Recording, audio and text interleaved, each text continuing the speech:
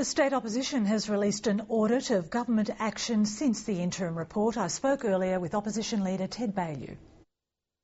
Mr Baillieu, do you believe the Royal Commission should apportion blame, and if so, to who?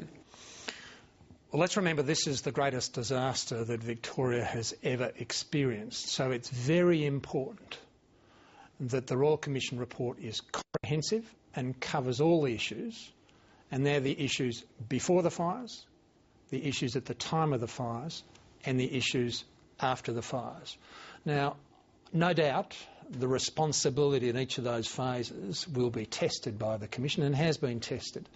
So there will be some sense of failed responsibility as a consequence of the Commission, I'm sure of that.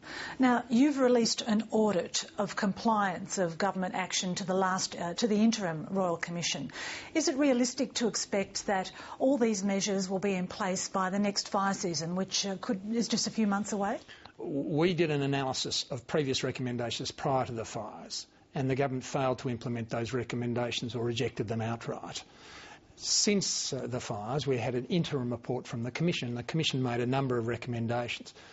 A number of those recommendations have not been implemented or fully implemented. Now, the purpose of the interim report was to see that any adjustments that had to be made before the last fire season could be implemented, but that hasn't happened, and that's terribly disappointing.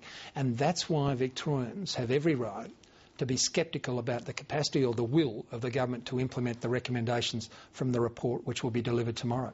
Mr Baillieu, do you commit a coalition government, if you win the next election, to implementing all the recommendations of this Royal Commission Well, we've report? certainly seen no reason why you wouldn't. We saw no reason why you wouldn't over the interim recommendations, and that's the position we've put. But I would imagine, and I certainly expect, and I think it's a widespread expectation, that the Commission will make sensible recommendations that should be implemented forthwith, and we'd get on with it. Obviously, we're not in power. The report will come down tomorrow, and the election's in November, but it's important that as many as possible of the recommendations be implemented immediately. And if you win government in November, how will you speed up the reconstruction effort? Well, I think this is an important thing, and there's an enormous amount of anger and frustration on the ground in all the bushfire-affected areas. And that goes to simple actions on the ground or lack of actions. We've had a lot of people on the ground, but not much happening. And the important thing that's missing here is there should be a dedicated minister, and there isn't. There should be an authority that actually has authority. And that authority, and the government indeed, should be admitting the failures on the ground. We don't have that. So the first thing we'd be doing is looking to have a dedicated minister to actually detail the failures on the ground now, and to giving whatever reconstructed agency the government might put into place, if they're going to change Vibra, giving that agency capacity and authority, and having somebody at the head of that agency who's got the capacity to cut through. As an alternative government, why didn't the opposition make submissions to the Royal Commission or ask to be a party to the Royal Commission?